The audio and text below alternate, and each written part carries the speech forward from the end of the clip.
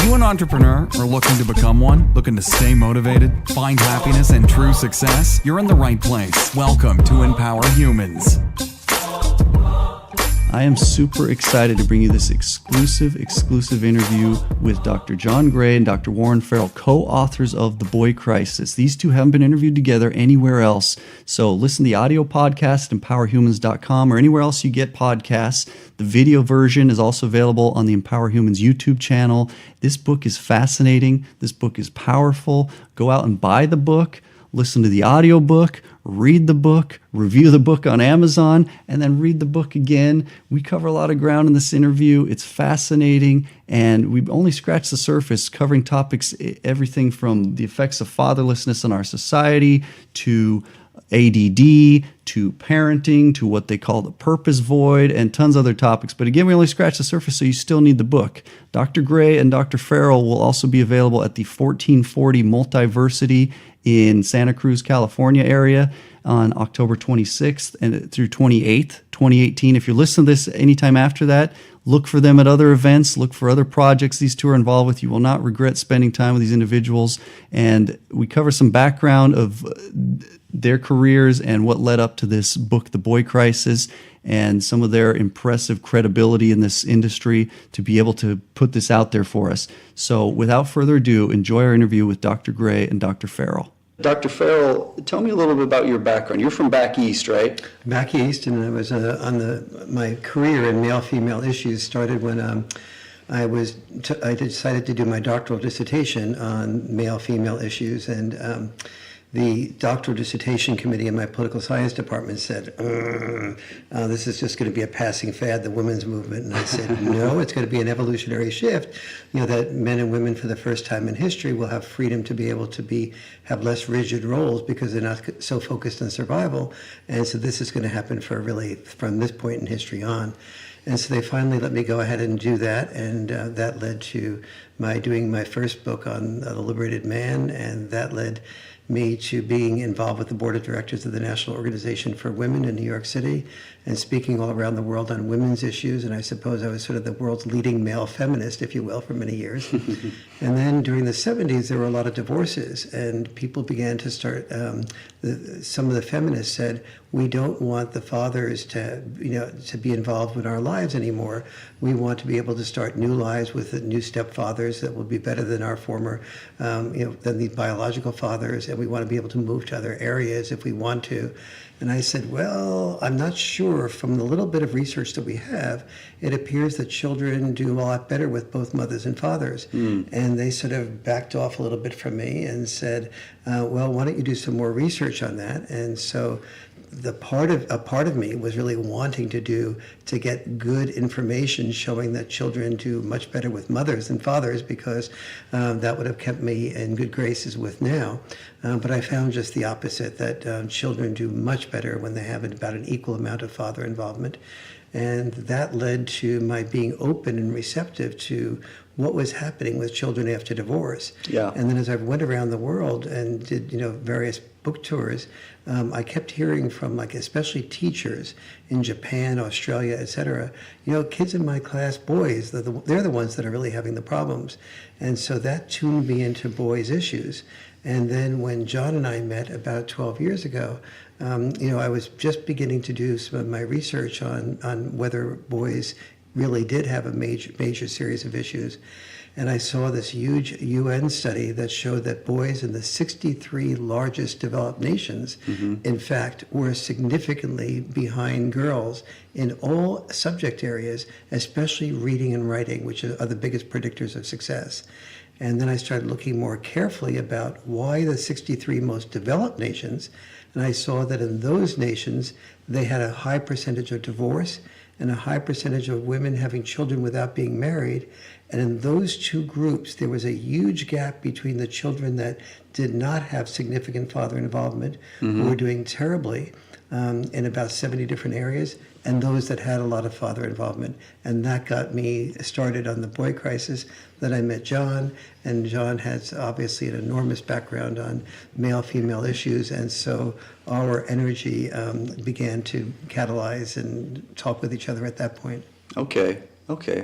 a very extensive, decades-long background we're talking about here. Yes, absolutely. A lot of interaction with various communities and traveling the world, and a lot of research. So you've had quite the background. I saw too that you were invited to the White House in your younger days, as far as the your university education time frame. Yes. What was that about? How was that? Well, I was deeply involved with the National Education Association for Students. I was their vice president, and that was the time that this White House Council on Education was created by President Johnson. That's Lyndon Johnson, not Andrew Johnson. Yes. Thanks for clarifying. In case my age is looking a little bit greater than than it is. And that led to my speaking at this White House conference on education, and that was just a wonderful experience. Okay, wow. And Dr. Gray, we know a great deal about you, or I do at least, as far as some of your background. You're from Texas originally, aren't you? Yeah. Okay. Yeah, Houston, Texas. Houston, okay. Yeah. Down south. See, I grew up in New Mexico for the most part, so we were kind of neighbors, but not necessarily at the same time. Now, I understand, did you come from a family with boys? Yeah, there's 6 boys and 1 sister. Okay.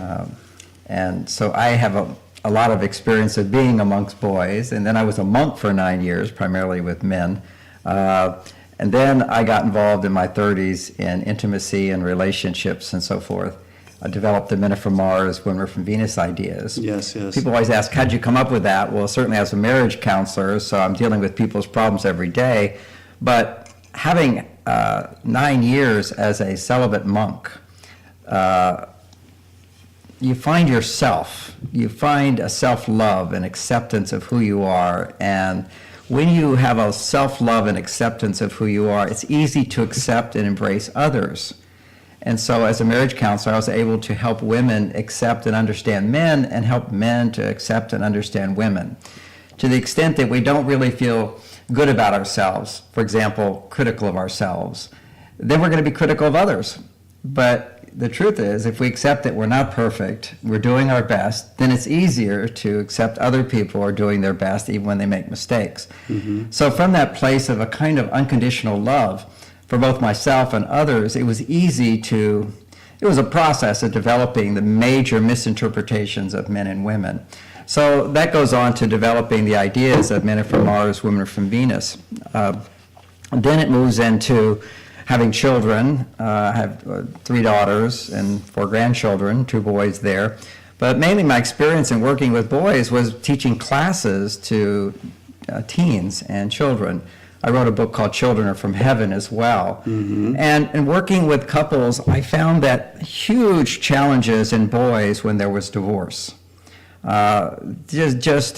What often happens in a variety of ways is you split a boy. I mean, his father is part of him, his mother is part of him. And when they're at war, that war will go on inside of that boy. He'll either deny his masculinity, he'll deny his femininity, because we both have both qualities inside of us.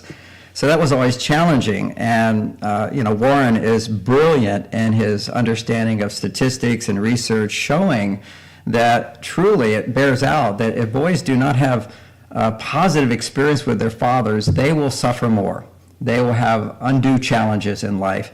And if we can make people aware of that and how they can create a balance, even if they're divorced, what can parents do for their children, it makes a big difference. And, one of the things I remember in my Children from Heaven book explaining to mothers that if you get a divorce, just know if you're talking poorly about your partner, that's really going directly to your son. And he'll either feel like I'll never be able to make a woman happy and therefore not make a commitment later in life, but he'll have all other challenges that we talk about in the book. Then I told women, if you're not with a husband, you have to also know with little boys, their deepest desire is always to make mommy happy. And we all as adults have adult needs and we have emotional needs, but these adult needs, if a woman is not getting those adult needs met, then a boy will feel like I'm responsible to make mother happy. And certainly your child can make you happy, but that's not their job. Your job is to be happy and to have adult relationships. So one of the challenges for mothers sometimes is to think, okay, now I don't have a husband to help raise this child, so I'm going to have to do double work myself. And so she gives up her longing and desire to have an intimate relationship, or she's given up because she's tried it before and it didn't work, and both formulas are a formula for disaster. So, what I want to do in my work is help women understand how to have positive relationships with the other gender that created that child. You've got to have that positive relationship if you care about your child, and that becomes the motivating factor for her to seek out relationships, have positive relationships, and continue to work on her relationship with the ex, whether it be in present or not, and ideally, as we talk about in the book, to create equal time for the child to be with the father. These are like such important things, and so what we see is the outcome of this. And in my own personal development, as I reached my 50s, this is 10 years after I wrote Men Are From Mars and teaching it around the world, I had a challenge myself on a health level, which was I had early stage Parkinson's. Runs in the family. I've seen what happens when people do the basic medical protocol. They can reduce symptoms, but the condition gets worse and worse till the medicine doesn't work anymore. And it's not a pretty picture at that point. So I sought out my abilities to research and found doctors who were doing natural solutions using amino acids and B vitamins and a variety of things to restore functioning in the brain without having to give a drug, a protocol which really doesn't work over time, and it's proven it doesn't work over time. The standard procedure does relieve symptoms, but what we found is that you could halt those symptoms and reverse them in some cases, and at the worst, you can hold them where they are so you don't get worse. So when I corrected my own Parkinson's with natural supplements, boom, what I found in retrospect is in my own marriage, while I was working hard to make a great relationship, and my wife and I did have a great relationship, she's passed on now, but it was 33 years of a fantastic relationship, and we worked hard at it. But what I found is when I reversed my Parkinson's, it didn't have to work that hard at it. It became much, much easier. And that's because the same symptoms of Parkinson's is actually very similar to ADHD. And as I saw that by healing my Parkinson's, I realized that I had ADD in the past and I no longer had it. The same remedy for Parkinson's, simply put, is a remedy for ADD. It's just some extra supplements, and it has a profound effect on the brain. Well, as I did that, then I realized massive amounts of research showing that the ADD drugs were actually causing brain damage in children. We didn't know that in the beginning, but it was actually injuring the brain, and we show the statistics in the book from several universities, and that there's many, many alternatives to using drugs to helping children, and to help particularly boys who at least are twice as vulnerable to ADD-type symptoms as girls, and certainly more vulnerable if they don't have the presence of a father figure. So this was amazing information, and together Warren and I spent a lot of time researching and talking and exploring and trying out things to write this book, The Boy Crisis. Yes, okay. That's, and I want to get into some of that towards the end too, about some of the supplements and the various nutritional aspects of that as well, related to dopamine and all the things that you went over in the book very, very thoroughly, I might add. Anyone who hasn't listened to or read the book, get the book. And I want to mention, it's not just a matter of taking some supplements. That's a part of it. Yes, but yes. It's behavioral shifts. It's focusing your attention on things that help you to relax as opposed to become overstimulated, like singing and art and various dance class, exercise, a whole range of things. But those things help, but then they work much, much better if you're also providing the nutrition the brain needs to rebuild itself. Absolutely. Because that's the stimulation, but you've got to have the fuel. And usually these kids with ADD symptoms are craving sugar, eating junk food, having very poor diets, and they just like an addiction. So you relieve them of that addiction when you provide the nutrition to make dopamine, the brain chemical pleasure. So they're seeking out pleasurable stimulation because their brain can't make enough of the nutrients to provide pleasure in normal everyday experiences. Right, okay, yeah. John's knowledge and research on ADHD is so amazing that we had a birthday party for me once, and had about 4 people over at the house, and John was one of them. And the other friend that came over to the house, at the end of the evening, he said, "You know, if I didn't know that you had written Men Are From Mars, Women Are From Venus, I would think that you were one of the world's experts on nutrition and ways of overcoming ADHD." And so when I saw this enormous background of knowledge, I had asked John, "Is there any way that you could do, a number of chapters in the book on ADHD prevention?" Because we all, we're parents and our kids have ADHD. We all see the enormous anxiety that they're experiencing, and it's so tempting to reach to a drug and to sort of solve that problem that is diminishing our son's self-esteem. And so, but John says there's so much else you can do that doesn't have to create the stepping stone to addiction for your son and brain damage. You can really use this opportunity to move into a whole healing regimen that can reverse the process to begin with, and then leave your son with a strong foundation for many other aspects of life. Okay.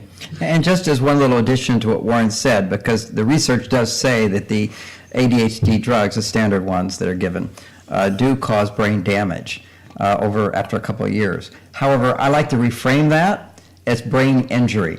And just as you break an arm, if you provide the right healing elements, the brain can heal. Yes. So it's actually injury caused by this drug-induced state, whereas and the brain will, just like if you take other street drugs, there's brain injury that takes place. But healing is possible with the right knowledge, and that's what we want to do, is provide the behavioral knowledge, the insight, as well as the nutritional side of it as well.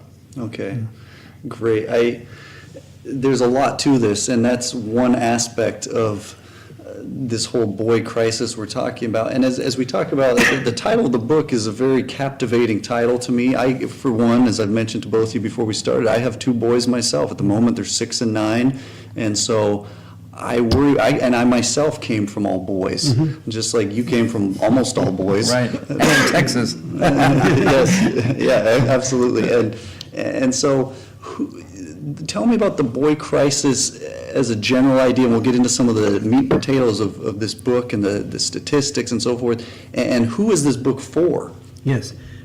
Before I do that, let me ask you, since you have a 6 and 9-year-old son, as you read The Boy Crisis, what was where did it help you with your sons?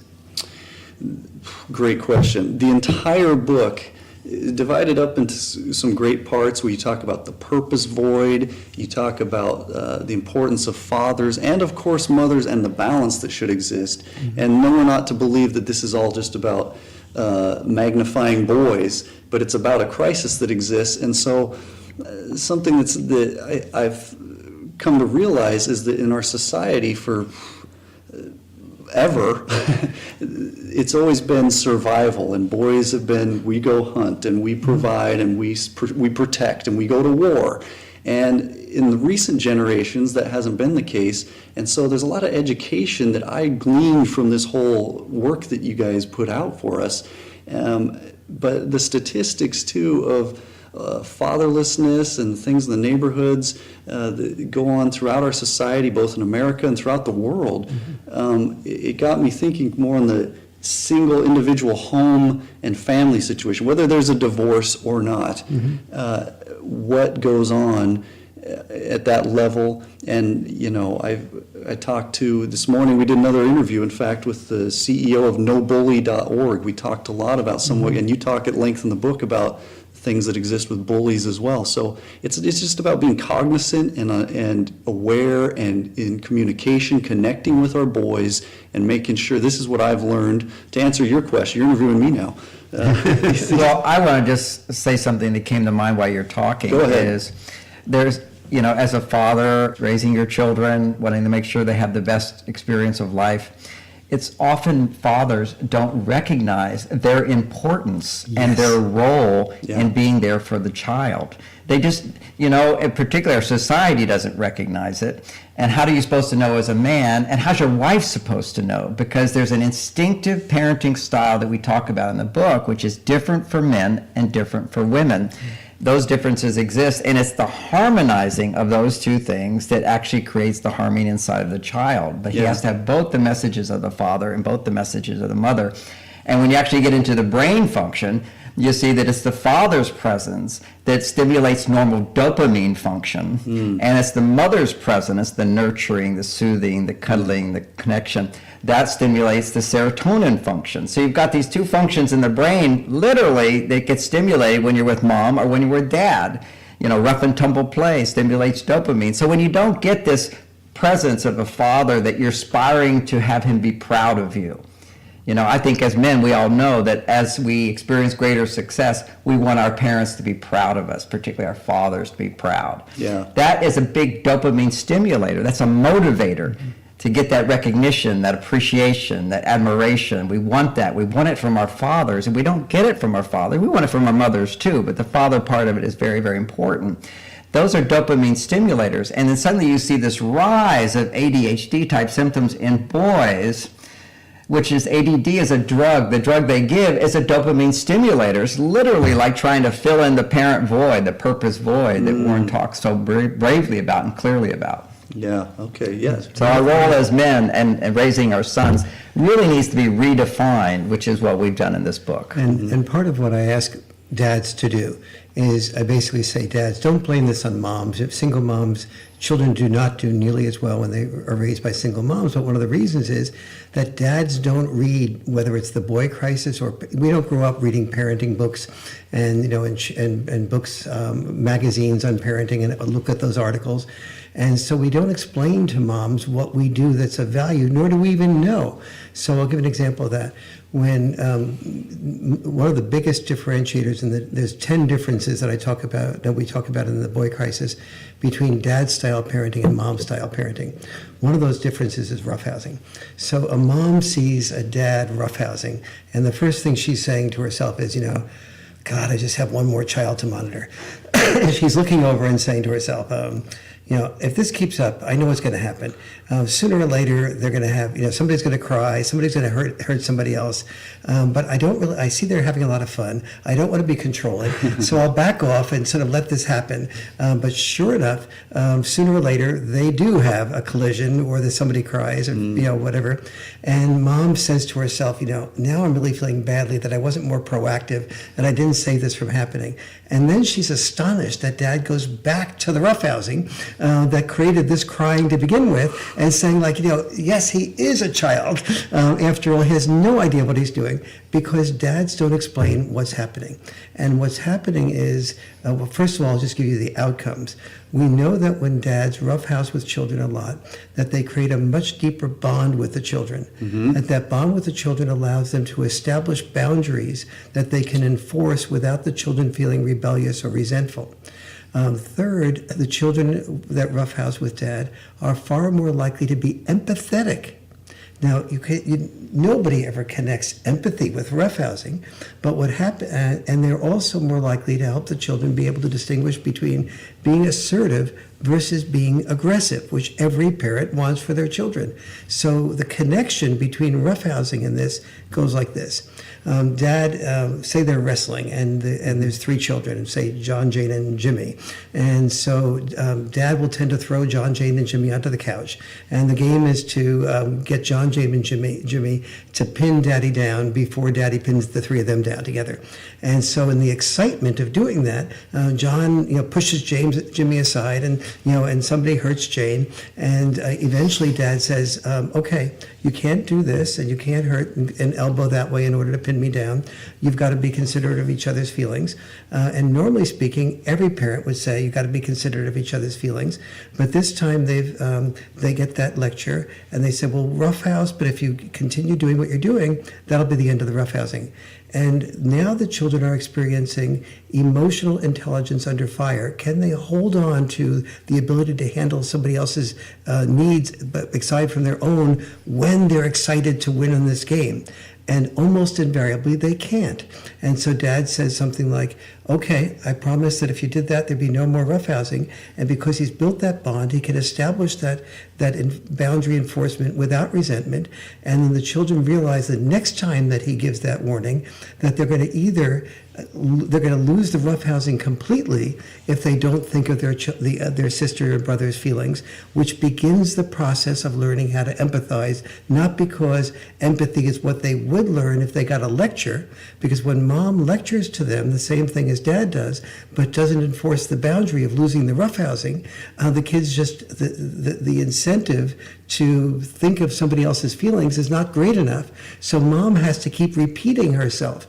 And moms then look over and says, I really resent the fact that with all the time I spend with my kids, when I give them a warning, they don't pay any attention to me. But when dad gives them a warning, he just says it once and they pay attention to him. Maybe it's his deeper voice. No, dads with deeper voices do not have any greater impact on the children's ability to obey if they don't enforce the boundaries.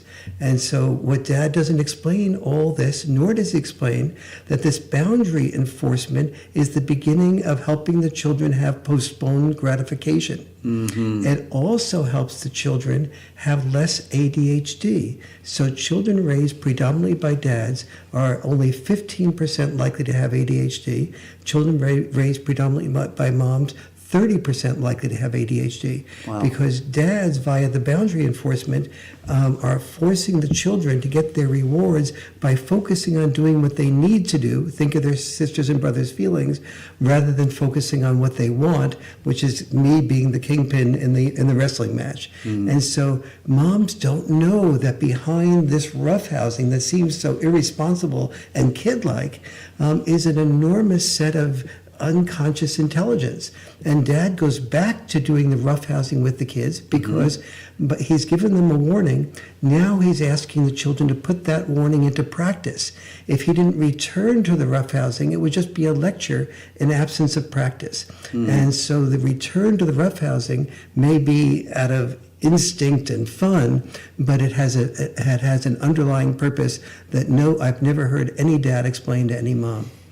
Yeah, and we're talking about, as you point out, thank you for explaining all that, the boundaries, impulse control, delayed gratification. You talk in the book something that was fascinating to me, this thing where many a fight has taken place between husband and wife over this topic, I imagine. Yes. With you talked about a three-part process that happens where the child loses and then tears, crying happens, and then move on. But sometimes moms have a hard time with that whole process because moms don't and dads don't want to see kids cry either. Yes. But there's different elements that contribute from both parents, and moms sometimes might need to correct me if I'm wrong because I can't speak for the ladies, but you can speak a little as your research in your book.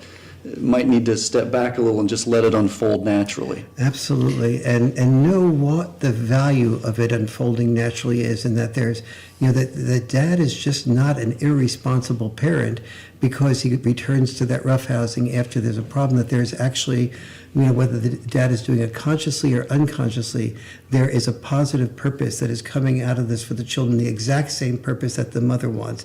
No mother does not want her child to not be able to complete homework, to not be able to rehearse for sports and do all those things that make the child successful and happy. Okay. When we're talking about this role of the father and setting the boundaries, another role of the father, of the masculine, and for the boy growing up, which is also helpful for little girls too, to be able to trust the masculine, is, and this is something which again we look at the men are from Mars, women are from Venus, a distinction of what we bring to the table to harmonize with equal respect for both sides. Yes. Is women have the innate ability to think ahead.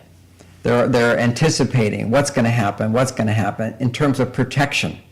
Okay, make sure you put on your jacket, make sure you do this, have you done this? It's always, there's a projection into what could happen if. So she's the protective, so to speak. Not that men don't want to protect either, but the masculine comes in from a different perspective. Instead of anticipating problems, it's solving problems. What a father gives to the children is the ability to go, oh, problem? No problem. We'll solve it. We'll fix it. We'll handle it. Life doesn't have to be perfect. When life is imperfect, what a boy learns from his dad, and what a little girl learns from her dad too, is when life's not perfect, what do? We fix it. We don't have to protect ourselves and try to create a bubble of protection and extreme safety. Safety is important, but it can go overboard. It can be smothering. It can be overly nurturing. And dad is the force of more detachment. It's more like, let's do this. And mom says, well, what are you going to do when you get there? And he hasn't even thought of it. You know, I think back to a fun experience in my own marriage with Bonnie, which was, what I realized is she was overwhelmed. We have a more traditional relationship. I'm working, she's home with the kids, and I just said, honey, you need a day off. Yeah. So you're gonna have this day off. And I got 3 little girls here, and so she's gonna go off and have her day off. And then she says, so what are you gonna do with the kids? I said, I'm not gonna tell you. And what I understood as well is that when I'm in charge of the kids and she's not around, I bond with them more. If I'm always connecting with her on everything, it's kind of like she's leading the pack. So I was going to do this experiment. I said, no, I'm not going to tell you what I'm going to do. I want you to just forget it. And she says, no, really want to know. I said, you don't trust me with the kids? She says, I really want to know. So I told her, okay, I'm taking the kids to Stinson Beach, which is about a 30-minute drive from our house. And she says, oh, well, that's a good idea. Did you pack their jackets? And I went, no. And she says, that's why you have to check with me. And I said, no, that's not why I have to check with you, because we would have gotten to Stinson Beach. We would have discovered if it's too cold, I would solve the problem. We would go and do something else. They would see, problem? Dad calmly and coolly, in a stable sense, says, no problem, we'll fix it, we'll solve it. And that's what kids can learn, particularly from that male energy coming into their life, is there's a fix for everything. And also from their mother's side is let's think ahead and protect ourselves. But the dynamic that I was experiencing and really helped in my own bonding with my children was there were times when she wasn't always guiding everything. Oh, well, have you done this? Have you done this? But it was all up to me. Because I found as a man, if somebody leads me, and this is borne out in studies as well with particularly with men, and that is that if you're in a group of people and they're guiding you somewhere, like you're driving your car and you're following somebody, it's hard to remember how to get there because you're just mindlessly following. It's easy just to follow. But if you have to figure out those directions on your own, and if it's all on your own, meaning you feel you're totally responsible and accountable for what happens, you will remember it more. You will actually bond with that whole route, and you'll be able to remember it better. And most people can relate to that. Right. You own it as yourself, as opposed to, there's a tendency with men, we love our wives, and they have all these concerns and sometimes worries and so forth. Okay, just yield, go with that. And you don't bond then as I'm taking charge of the situation. And men need that. That's a very important thing. And boys need to feel their fathers taking charge, not disrespecting in any way, but taking charge and leading. Leadership is a very important thing for boys to learn. Yes, yes. The way I translate that in the Boy Christ book is to call this checks and balance parenting, where instead of the father feeling like, okay, every time I get into this discussion about Stinson Beach or whatever with the mom, and she doesn't, and I don't do what she wants me to do, like prepare everything ahead of time, I get into a big fight. All right, so the next time I don't even take the kids to Stinson Beach. I don't, because what am I being rewarded for? I'm being rewarded. One thing that she doesn't argue with me about is when I earn more money. So I'll go back to earning more money again. And so then the father sort of starts neglecting the children and doesn't give them these experiences of being out of control and discovering how to get back into control, being outside of one's comfort zone, taking the kids skiing and they fall and they want to go down an advanced slope, they fall down, and later the kids tell mom, I fell down and I hurt myself, and oh really, what did which slope did you go down? I went down the advanced slope. Daddy let me do that. No wonder you fell. How could he possibly let you do that? But the child is beginning to learn. Can I do the advanced slope or can't I? What can I do to master that advanced slope? Or should I have waited and done a different slope first? Should I have gotten instructions rather than just taking it on my own? All these things boys do so much better when they can experiment, make mistakes, correct their own mistakes rather than being prevented from making mistakes to begin with. And so dads have a tendency to be able to operate out of the help children and encourage children to operate out of their comfort zone. And you see this in school too. Like if a kid has a parent and a teacher rather, let's say Mrs. Moyers, and and he comes home and he says, Mrs. Moyers hates me. I want to be out of that class. And the mom was likely to say, well, you're in third grade. I don't want you to have a foundationally bad experience in school. I'll go to the principal and I'll try to help you get a different teacher. Dad is more likely to say, sweetie, in life you're not going to get along with everybody. What would Mrs. Moyers say is her problem with you? I don't want to talk about the problem. And Mom, well, wait a minute. Why are you blaming him? But from a dad's perspective, he wants to help there be a dialogue between Mrs. Moyers and the son or the daughter to discover what can be done to move out of an uncomfortable situation that does not involve saving the child, but helping the child share accountability with Mrs. Moyers. Yeah. So we're talking about balancing the parenting and maybe each parent giving each other some more benefit of the doubt and a little leeway to let their natural instincts as a mother or father unfold as they're supposed to. And as you talk in the book, one of the things that I thought, and I've thought this for a long time as well, but it says that the most important tool a son can have is a family dinner night, even if it's just once a week, preferably every night, hopefully. But that's also not just that it exists, that we're all just sitting eating, staring at our phones, but that there's a proper conducting of that family dinner night by mother and father. Talk a little bit more about that, if you would. Yes, the family dinner night, first of all, it being systematic and at least once a week. And then the rules being really clear, that there are no electronics at family dinner night. And so, and if, some parents sometimes come up to me and say, I can't get my kids to give up the electronics. And the moment they say that, I know that the children are in charge of the parents, not the parents in charge of the children. Yeah. Yes, you can get your children to give up electronics at the beginning at family dinner night. There's no dinner with the electronics. So you either have dinner or the electronics, and there's no dinner later if there's not that. And if you want to be taken anywhere by the car, you want any type of allowance, you want us to do anything to facilitate you in any way. If you don't obey the rules and understand that there's things required of you, then there will be none of those privileges. Many parents have no sense of the numbers of things that they do for their kids that can be taken away if the children are feeling that they need to feel like they have to rule. And so the next big important part of family dinner night is that everybody has a chance to speak. And secondly, that everyone has a chance to be heard without being interrupted. And that everyone's truth is their own story, that the family teaches everyone to hear, that there's not a correct story, that dad's going to have his version of things, mom's going to have her version, and each of the kids are going to have their version, that it will be, even if they've gone through the same experiences, versions of life do not have to match, that you are nurturing the children's understanding to listen to everyone's point of view. And so those are a few of the 5 major guidelines that in the boy crisis for the family dinner night, not to become a family dinner nightmare. Okay. And some little practical tips, for doing that is the tendency of both mothers and fathers to immediately correct their children or give advice. Yes. We want to give advice to our children, but you notice, and most parents will say this, their children don't want to hear their advice eventually, particularly as they become teenagers. Back off, and that's really because there was a lot of unsolicited advice prior to that. Now, they need our guidance, but you have to sense, there has to be some intuitive sense of when a child is really looking for some advice. And what we do instinctively is give advice. Oh, no, that's not the case. Or what you look at it this way. Or, no, that's ridiculous. Fathers kind of make jokes. Oh, that's silly.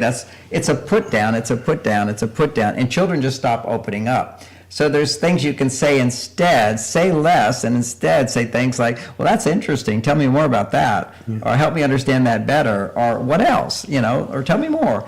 These are really good little phrases to use rather than to give advice to your kids, and actually don't give advice until they're really, well, what should I do? Or, make them hunger for it. Yes. That's going to be heard by the child, as opposed to that resistance. And every parent knows when your kids are resisting you, your tendency is to push harder.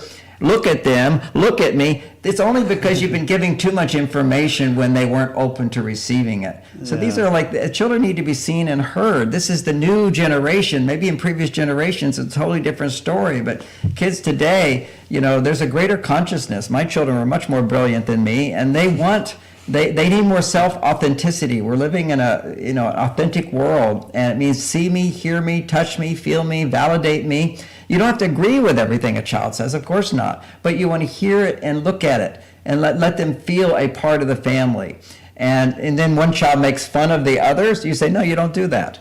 You correct the child, what are you thinking? And we can all have a different point of view here. These are really important aspects of brain development even, is to recognize that facts are rare, and that most everything is an opinion. It's a point of view, and we can all have different points of view and perspective without being wrong. And that is, particularly as they get to the teenage years, a very important part of brain development, along with the development of algebra, which is abstract thinking.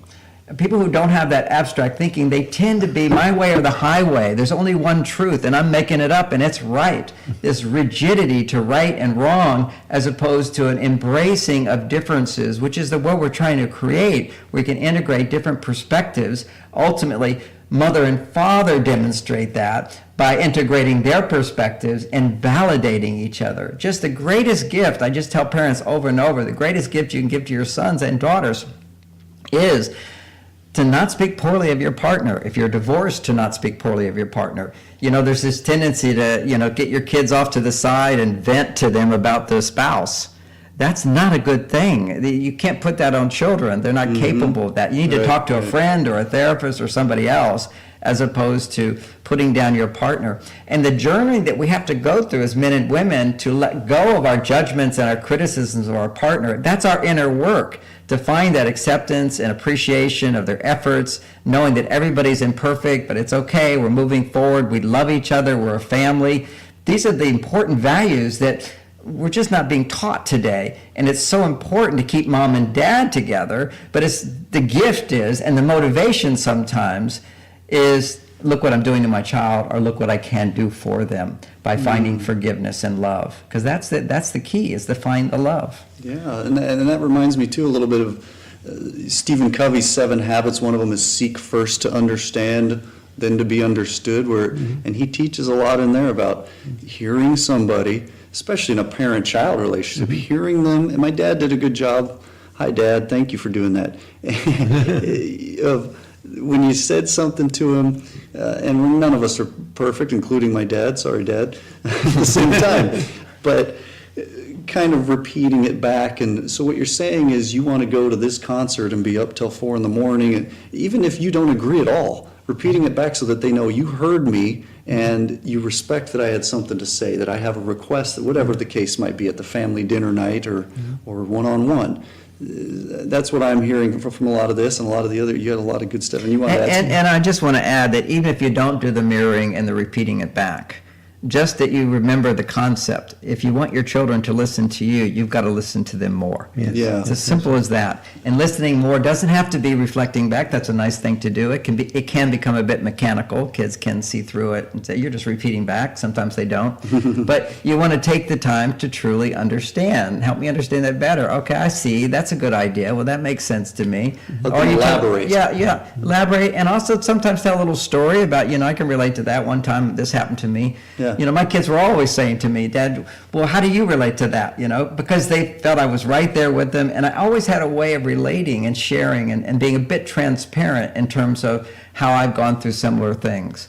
And that is, again, validating to the being that you love more than anybody. And I'll just emphasize again, it's so easy to love our children.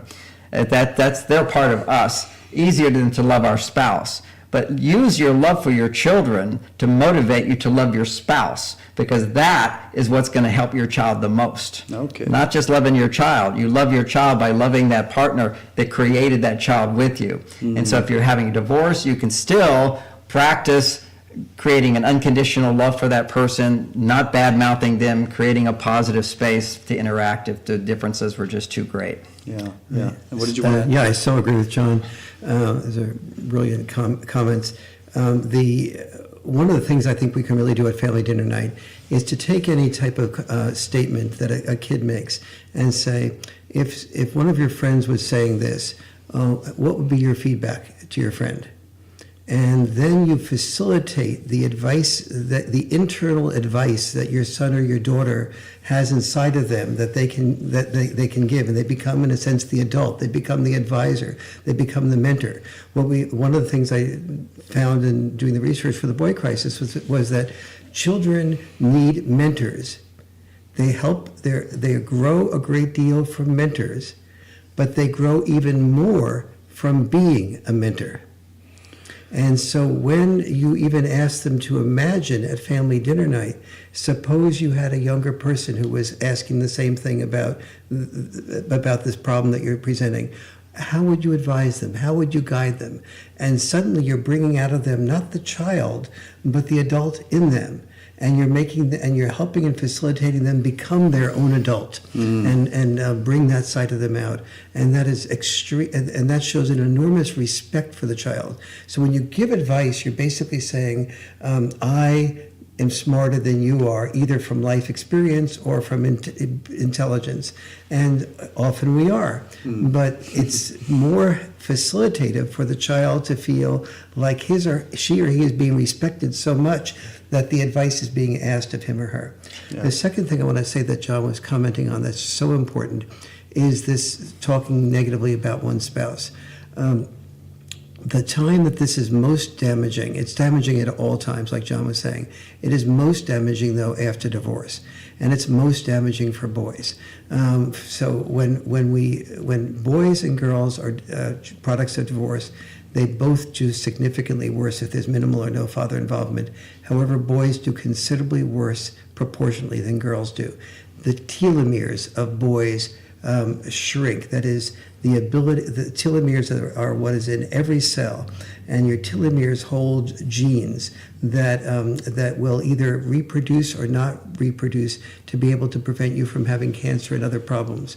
And so when boys have a minimal amount of father involvement or no father involvement by the age of 9, they have telomeres that are 16-17% shorter than if they have father involvement. For girls, they have telomeres that are about 9 or 10% shorter as a result of having no father involvement. And so the importance of fathers not being bad-mouthed after divorce is that the children, when you're bad-mouthing the spouse, your child looks in the mirror and sees, like, if dad is being, if the child is hearing, my dad's a liar, he's a narcissist, he's somebody that's irresponsible. Well, the child looks in the mirror and says, well, maybe I'm half my dad. I see my body language is like my dad, my nose and my eyes are like my dad, my hair is like my dad. So maybe I'm irresponsible. Maybe I'm a narcissist. I am, after all, looking in the mirror. Maybe I'm, not good. I'm going to be a liar too. I did lie to Joe down last week. And so all these fears set in, but the child can't take those fears to dad because he's afraid of destabilizing the relationship between his mother and father even more as a result of an argument, as a result of him saying this to his dad. He can't take it to his mother because the mother is often the predominant parent. And so he's at a loss, and he doesn't talk about his feelings to friends. He's a male. And so he's left with all this sitting inside of him, the fear that he is a liar, he's a narcissist, he's irresponsible inherently. That's the damage that bad-mouthing the other parent does. But particularly if you have a son who is far more vulnerable to the insecurities after divorce, is far more vulnerable to feeling like my dad has deserted me, and far more vulnerable to not having a male role model to teach him how to find purpose in an era where we have a purpose void for boys. Absolutely. And as we talk about this with dads being around or not, and it's a growing dilemma, plague perhaps in our society, where fathers aren't near as present. And I took a bunch of notes when I was going through the book about some of the statistics you talked about, where in general there's lower IQ. You talked about ISIS fighters and things. A lot of times they don't have a father figure present in their world, and I wouldn't say a lot of times. It's literally almost always. Yes, Almost always. Three Yeah. female sociologists studied ISIS fighters. They didn't even ask a question about father involvement, but it came up so frequently that they went back into, being scientists, they went back and did a systematic asking of that question, and they found that of all the variables that they measured for, that lack of father involvement among ISIS recruits was the single biggest correlation of anything that they asked questions about. And this is, by the way, is a much smaller percentage of female ISIS fighters, but even among the females, this was the lack of father involvement was the dominant discovery that they had. And I like that in the book you point out that it gave them excitement and purpose. You talk about the purpose void Yes. by being a part, and this is the same thing with gangs, and it's the same kind of mentality and principle. Hitler Youth, what Hitler learned to look for Hitler Youth was boys without fathers, so that they have a substitute father figure. Gang leaders, they know that this is boys without fathers. And what I was most astonished about is the research on mass shooters. Almost all boys, not girls, which gives you a sense of the disproportionate vulnerability of boys, to father involvement. People say, mass shooters is about guns, it's about bad values on TV, it's about violence on TV, it's about bad family values, but girls have access to the same guns, same family values, same violence on TV. They're not doing the shooters. It's not just boys doing the shooting. It is the mass shootings are almost all boys with minimal father involvement or no father involvement, looking for sort of some way of having, usually it's boys that have gone, that don't have postponed gratification, that have done badly in school. They have no rewards from school. They have no rewards from parents. Parents. They don't have, when it comes to boy-girl time, girls are not very interested in dating losers who don't do well in anything. And so they date the winners, and they feel left out and angry. And so sometimes that anger is taken out of people don't, I feel invisible. If I shoot up this school or if I do this mass shooting, I'll no longer be invisible, and people will wonder, what could I have done differently to pay attention to Johnny? And so, not this Johnny, but But he included. right, but all of us. Yeah, and these statistics to me, and this was some of what hit me the hardest. This entire book is powerful, and if we had 10 hours to sit and chat, we wouldn't cover even everything that we need. I think the audiobook is 15 hours. Excellent material. And some of the statistics also, and thank you for explaining all that, 2 to 2.5 times more likely to have trouble with the law before age 25 with fatherlessness, substance abuse, depression, mental health. You talk at length, and we'll get into that in a minute. Fatherlessness predicts the profile most accurately of both the bully and the bullied.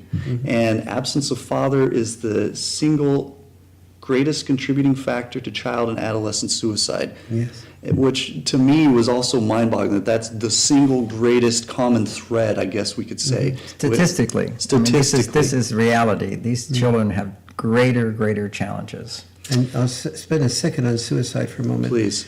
At age 9, boys and girls before adolescence commit suicide at an equal amount of time, an equal percentage of frequency. Between 10 and 14, boys commit suicide twice as much as girls. As the testosterone tends to set in, the male role and expectations tend to set in. Between 15 and 19, it goes from 2 to 4 times as frequently. Between 20 and 25, it's 5.5 times as frequently that boys commit suicide versus girls. But then, that's just boy-girl. But then among the boys that commit suicide, the single biggest predictor is lack of father involvement from those with those boys.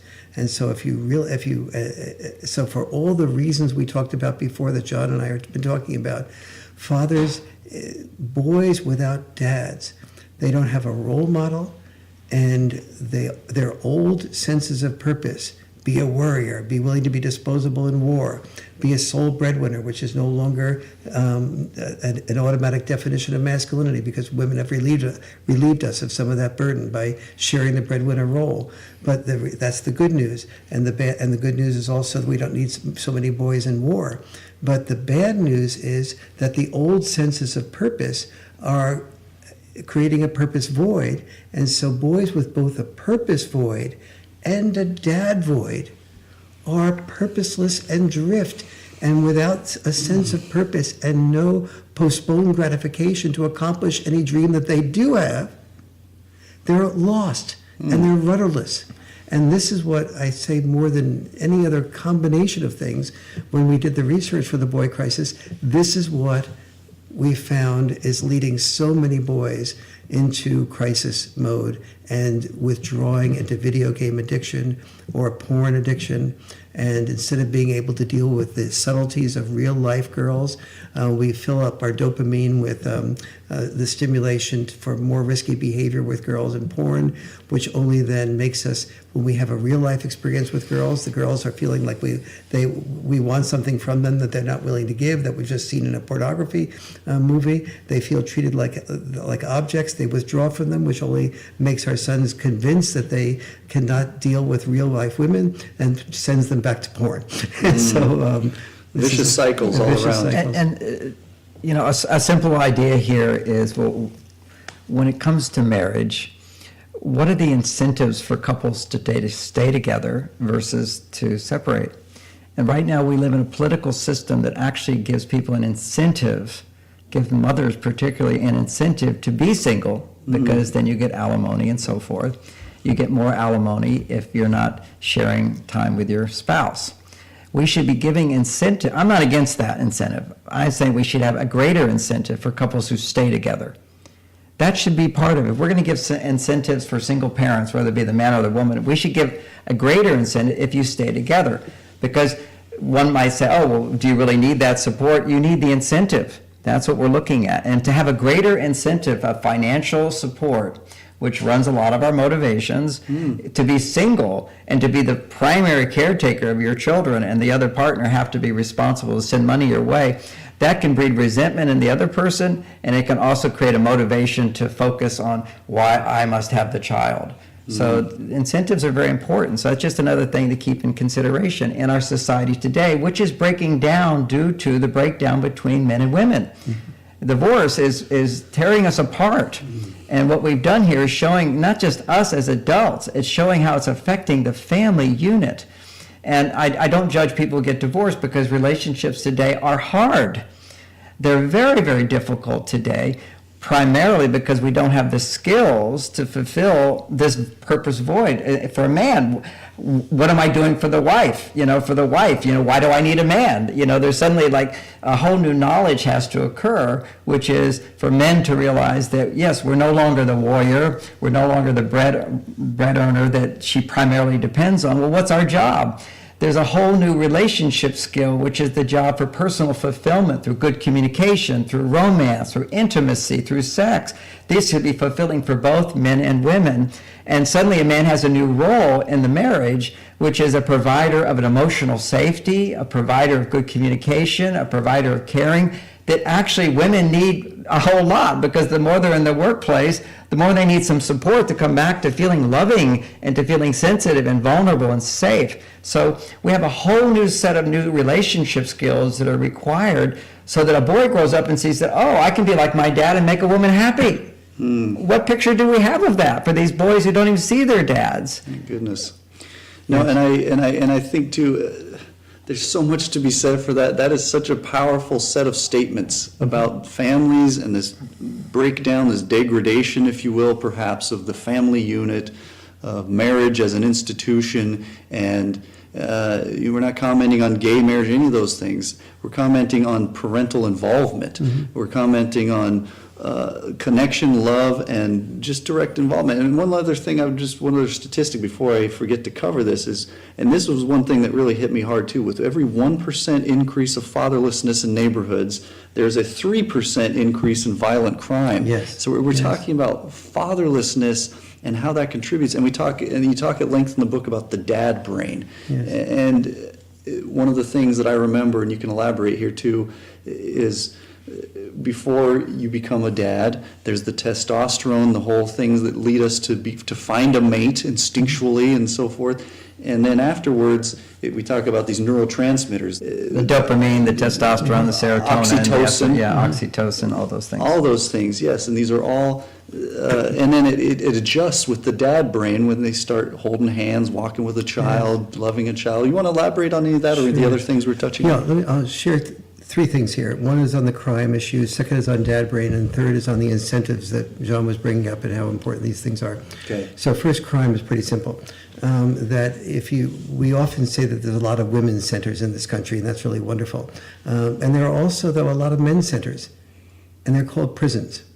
And in those prisons, we know that there's 93% males. But of those 93% males, more than 90% of those males are also boys without father involvement of any significance. And so if we want to stop crime and the enormous costs of crime on every level and prisons, the single biggest antidote is father involvement. Second is the incentives that John was talking about. We want to, if we're giving incentives for mothers to receive more money when the father's not around, and we reverse the incentives like John was talking about, and we require two things. One is father and mother to be together. Mm-hmm. They don't necessarily have to live together if that's not but they need to live within 20 minutes drive time with each other. They need to be going to relationship counseling, and they need to be making sure they don't badmouth each other. So if we want to give incentives, we need to do we need to do incentives that keep the biological mom and dad in contact with each other, but also create a couple's communication system that allows them to know how to communicate constructively rather than destructively. Because if they're divorced, we know they don't have that knowledge. Exactly. It's a given. Almost by definition. Third is I said the incentive system, the crime, and the dad brain. Yes. It is really important for dads to understand, and I did not know this before we started to do the research for the boy crisis, is that when dad is involved, when an infant is born, mm-hmm. if that dad responds to the infant being born by going out and earning more money and is away from the child, creating the father's catch-22, that is, he learns to love the family by being away from the love of the family, nothing much happens with his brain. However, if he is deeply involved with the birth of the child, touching the mother's womb area, being there when the child is born, breathing over the child very shortly after it's born, playing a great deal with the child when it's first born, his brain changes. There's a whole nest of dormant neurons that we now know for the first time in our lives that begin to connect with each other, that mimic but are not identical to the female maternal instinct. It's his own version of a father instinct. But it only gets generated when that father is deeply involved with the children, and so so when we say that there's this big mother instinct, but there's no father instinct, well, there's no father instinct if his behavior doesn't help that father instinct grow. But when it does help get involved with the child, that dad brain grows and grows within weeks after the birth of the child. Wow, beautiful. There's so many topics in this book. I wish we could just read through the whole book together and then comment on all of it, and we could do about 20 sessions of doing that. But now we talk more about boundaries, and we talk about another thing that tends to go on with boys, as far as when we talk about the purpose void, mm-hmm. And the thing about heroes and sports, there's all kinds of things connected here to what goes on with boys that are contributing to things that are kind of maybe falling apart in our society and families. What do we want to elaborate on as far as this purpose void and what's going on as far as things shifting and how things used to be? We talked about that a little bit earlier. John, you want to take that? Well, I mentioned it a few minutes ago, which is we had a very clear vision of what a dad does. He goes to work and he supports the family. And the boy would see that he provides money. He would see the mother's very grateful and appreciative of that and dependent on that. So therefore, in order to make a woman happy, instinctively, all males want to please the female. We want to make the woman happy. We want to provide for her to have that happiness. Yes, yes, and yes. Right. I mean, this is the bottom line. If women said tomorrow we'll make love and admire and marry men who walk on their hands, we would be having hand walking contests all over the world within weeks. That would. So you have to realize, here's a little boy who comes into the world. He wants to be able to make his mother happy. And so how does mom get happy? Well, he sees dad being a good listener. He sees dad taking mom out on a date. He sees dad helping mom around the house. He sees dad doing these things for mom. He gets the message, that's how I can fulfill mom. Yeah. Prior to this time and other generations, the father was out making money and mom was going, oh, dad makes money. I can get to do what I want to do because dad goes out and does that. I can spend more time with you. So the boy's purpose was to go out and make money because that would make mom happy. But when mom makes money on her own, that's no longer a significant purpose. Many women today feel like, well, what do I need another child for? I'm making as much money as him. Why am I supporting him? So once mom and dad are both financial providers, that significance of being the provider drops dramatically in the boy's awareness, but also in the mother's, because the mother's experience. You see, she can't suddenly go, oh, dad's out working hard for us and have enormous appreciation if she's also out working hard for us to make the money. It's literally, there's no deep-seated need for him. However, if she's out there being independent, you have to realize that she has a greater need for intimacy. She has a greater need to come back to a more personal connection. The more impersonal you are, the balance that you want to find that personal. So what I have found as a relationship teacher is that women's needs over the last 30, 40 years have dramatically changed to suddenly the priority is not a man who makes a lot of money, but a man who's a good communicator, a man who helps around the house, a man who provides a new level of emotional safety for women to share who they are. You see, in the past, women didn't have emotional safety. They didn't need, that wasn't a big need. They had other women, they had a day. Now suddenly they have they're busy being men all day long. How do they come back to their feminine? New relationship skills. So a boy who grows up witnessing father providing happiness for mother has a clear picture of how I can make mom happy or make my partner happy one day. Gives him a clear sense of meaning and purpose in his life to do good, to help others, as opposed to go out and fight a battle or give up your personal fulfillment. And we'll talk more about this. To give up your personal fulfillment in order to provide for the family, to sacrifice your own personal needs for your family. And that's a huge shift for the male, which is you don't have to sacrifice your personal needs to fulfill the family today. And I know Warren loves to talk on that, so. Yeah. Okay. So two things on this. One is that part of what John is describing is so important and so optimistic for both men and for women, because historically speaking, men were trained to have heroic intelligence, which was basically intelligence for a short life. To be intelligence to know how to disconnect from your feelings.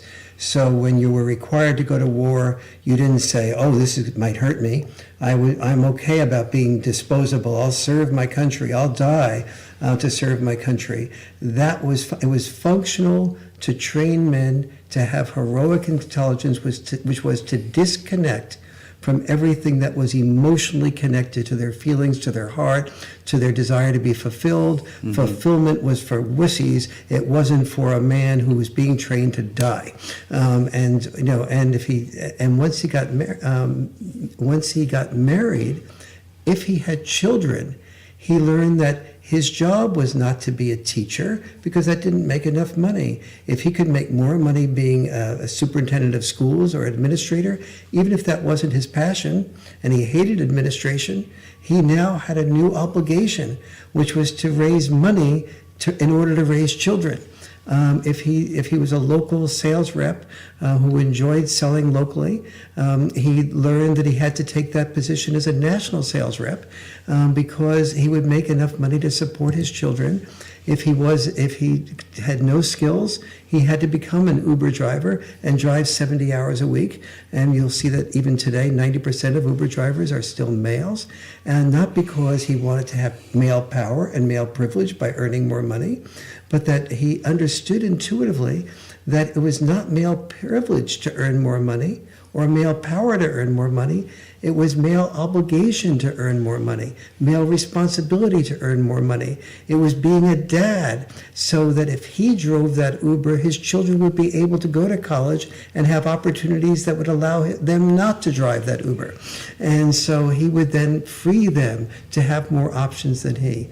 And there's no greater opportunity here, which is for families to understand than this, which is that for the first time in history, women are going to be desiring men not with heroic intelligence, but with emotional intelligence. Yeah. And emotional intelligence is part of health intelligence.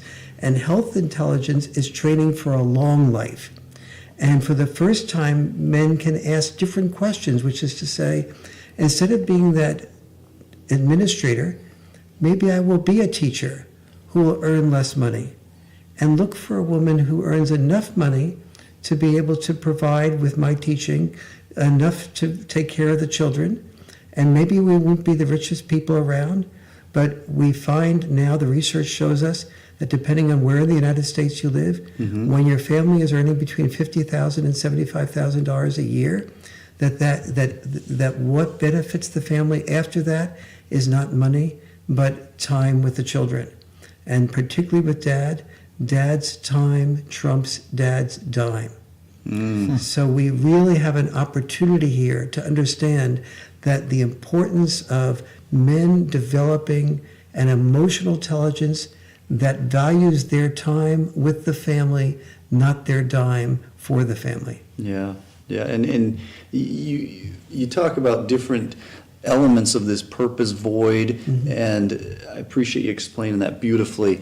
And then we talk about a compassion void. He's talking about being there. Women need to feel cherished. Women need to feel loved and respected and get the right kind of attention. And women can't get that if he's off all the time trying to make enough money. And that used to be the world we lived in before. We've now moved into another space. And we're learning the skills of how men can provide a new kind of emotional support. But the confusion there, when Warren clearly says that women are looking for a new kind of emotional support, it doesn't mean becoming a girlfriend. Yeah. So there's ways for men to be actually more masculine to provide that support, and for women to actually become more feminine, to become aware of their need for that kind of support. And this is what allows us as a balancing factor today. And this is like we need new relationship skills, and the priority, the motivation to learn more, particularly as people get older, they think I know it all, is if you're not getting along with your partner, learn how to get along with your partner. Be motivated to find acceptance and forgiveness and take the time your partner needs for the benefit of your children, because we now know it has a huge impact on your children, the quality of your marriage. Yeah, there has to be an openness to make adjustments as needed, but there's some general principles that apply across the board that we're talking about here. You know, many people will say, well, it's better for parents to move on rather than be unhappy parents with your children. I think Warren has some statistics on that, but the bottom line from my perspective is if you're unhappy with your partner, do something to create happiness with your partner. And if you're not happy with your partner, usually you're missing the knowledge and the education of how to find that happiness. And while there's many, many insights that we need, one of them is to recognize that your partner, particularly for women to understand, think of your husband as dessert, not the main meal. Is that really we put so much on our partners because in the beginning of relationships, the newness stimulates huge amounts of dopamine and pleasure. And what that does is the brain goes, oh, you have the power to make me happy. And we forget that we have the power within ourselves to be happy, and that we're unhappy. It's our job Now, I speak to large audiences all the time, and I say, now, audiences, whose responsibility is it to be happy in this world? And everybody goes, of course, it's my responsibility. That's the adult awareness that we're responsible for our happiness. But boom, now you get married, and if you're unhappy one day, it's always your partner's fault. And that's what we have to start recognizing, that fault finding in your partner, making your partner responsible for your unhappiness, is neglecting your duty, not just to your children, but to yourself, to go, I have to find ways to find my own happiness without pushing my partner away. And that's challenging. These are all new insights, but at least those who are listening to this, who have the motivation to be there for your children, use that motivation to also learn new ways to be in relationship, because we all have to learn that. Relationships today are extremely difficult and challenging. And I'm saying that as well as we were talking earlier about the talking at the dinner table. I remember one example of one of my children, which is having problems with math, and I always help my kids with their math problems. I'm very good at math, so I'd help them with the math. And once they got to 8th grade, they're doing geometry. I'd forgotten all the formulas, and one of my brothers was there, and he's like a math expert, and so I said, Robert, why don't you help? And my daughter Lauren, she says to Robert, well, here's the problem. And Robert's reaction was, oh, that's easy. And he thinks he's just, being friendly, saying, oh, that's easy, just do this and this. Well, to my daughter, it was the feeling of, oh, I must be stupid because it doesn't look easy to me. Yes. And that's just that one little insight helped me so much, because often we want to sort of show off how great we are or just be friendly and nice and go, oh, that's easy, I can tell you how to do that. But also to a child, that can tell them the message is that something's wrong with them because it's difficult and challenging for them.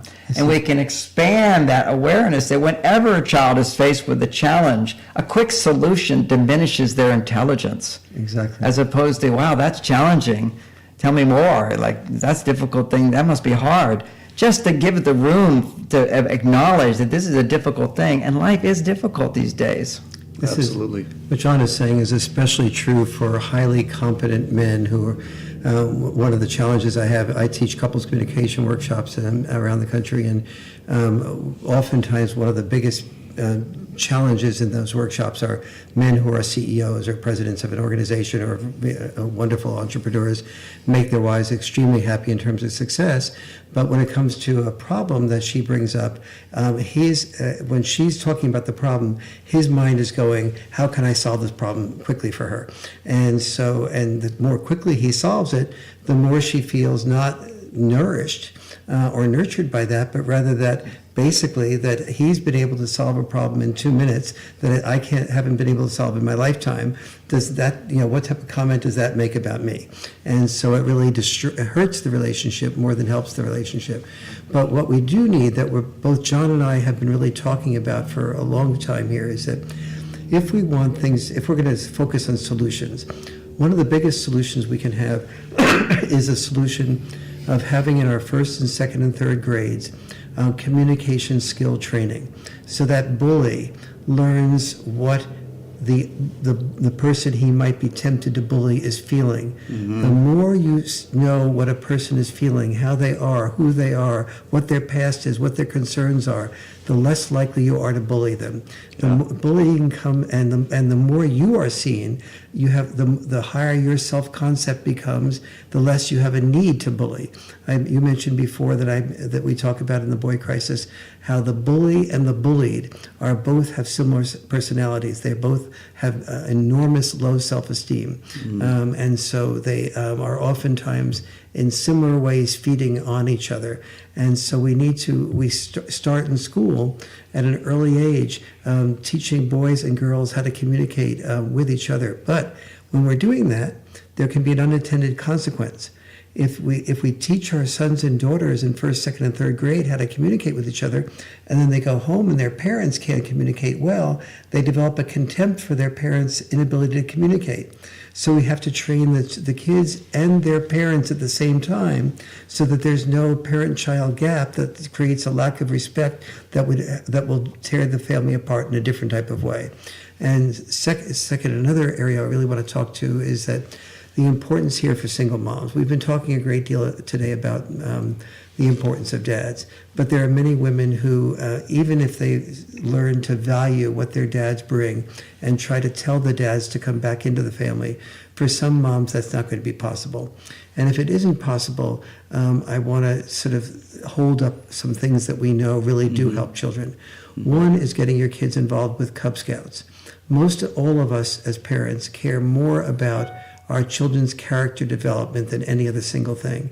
And Cub Scouts have been shown to really enhance children's character development, as do Boy Scouts. Boy Scouts combine a very good combination of developing the best of masculinity and leaving the worst of masculinity behind. Yeah. And we also need to get children involved with find your child a mentor, a male mentor. Find your child a faith-based community in which there's a good male pastor, rabbi, or priest that can not just help and work with your child, but get your child together with other groups of children from the same age who can talk about what they're going through, so your son in particular doesn't feel so isolated.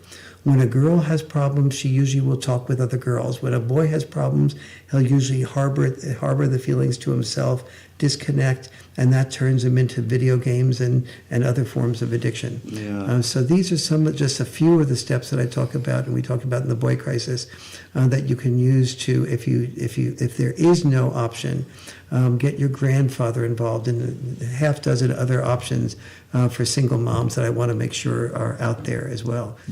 For single moms, don't stop your personal life because you don't have a spouse and dedicate it all to your children. Yes. Particularly your sons. You don't look to them for that filling you up.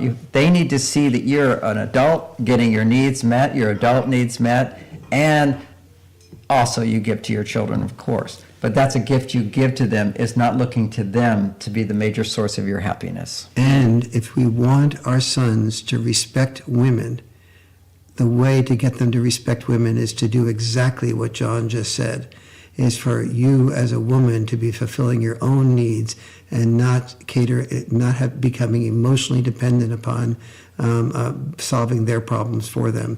It's a lose for you, it's a lose for the children, and it's also a lose for helping your children respect women. Right. And boys, when these problems exist and so on, tend to, back out of situations or escapism type of things, the video games. And boy, there's a plethora of information. This book, I can't say enough how powerful this book is. You look at what's been written about this book, the most important book of the 21st century, we barely scratched the surface, the tip of the iceberg of this thing. And I would encourage anyone and everyone out there to, whether you have boys or not, boys are part of all of our world regardless, and it doesn't discount anything with girls. There's a ton we could say about all that too, but I can't say enough good things about this book. Do you have anything else you want to add as far as, and also to those who say the boy crisis is a myth, because there's a ton of that, and you address some of that a little bit in the book as we wrap up here. No, I think that I'm good. Well, I think we're wrapping up. I want to mention that a good portion of the book also addresses the concept of dopamine function in the brain. Yes. ADD is really an inhibited dopamine function. So to understand it very simply is dopamine gives us focus, motivation, pleasure, energy. Okay, so when you have normal dopamine function, life's normal responsibilities and activities give you pleasure and motivation. Cleaning your room, basically doing your homework, participating in the family, anything that will win your parents' approval, acceptance, and love is a major dopamine stimulator. So let's say your parents' love is stimulating, imagine for the analogy, 50 ounces of dopamine, just to give a number with it. Well, guess what? Playing a video game produces 100 ounces. Being in a gang produces 200. Danger produces huge. So there's addictions all produce 50, not just 50, the normal amount of dopamine being 100 or 200. So this is a higher dopamine stimulation. Mm-hmm. So more is better. But more importantly, more is better is as soon as you experience more, say 100 ounces of dopamine, your brain compensates, and now 50 ounces of dopamine doesn't give you pleasure. So the bottom line is, with the high stimulation of dopamine in the world by being in gangs, danger, playing video games, yelling and screaming, all drama, any of these kinds of things is stimulate high dopamine stimulation. It desensitizes the brain to normal dopamine stimulation. So when you say to your child, I'd like you to eat your vegetables, the child says no, they're not motivated to cooperate with mom and dad because you're not producing enough motivation in them. You're not producing enough dopamine in them. But if you say to them, oh, you can play your video game if you eat your vegetables, now they're motivated. Or you say, oh, you don't get dessert. If you eat dessert, then if you eat your vegetables, you'll get your dessert. So we're using these sugar as a high dopamine stimulator. Suddenly, parents' love is no longer enough to motivate your children. And that should be the basis of children's childhood, is I'm primarily motivated to cooperate, to be with my parents, to do as they say, to learn from them, and so forth. That's been lost today. We're using drugs to motivate our children. And the answer to that is come back to taking away a lot of the excessive stimulation, providing extra nutrition that the brain is missing. And we go into great detail in the book on what parents can provide. Yeah, very, very thorough in that last section of the book.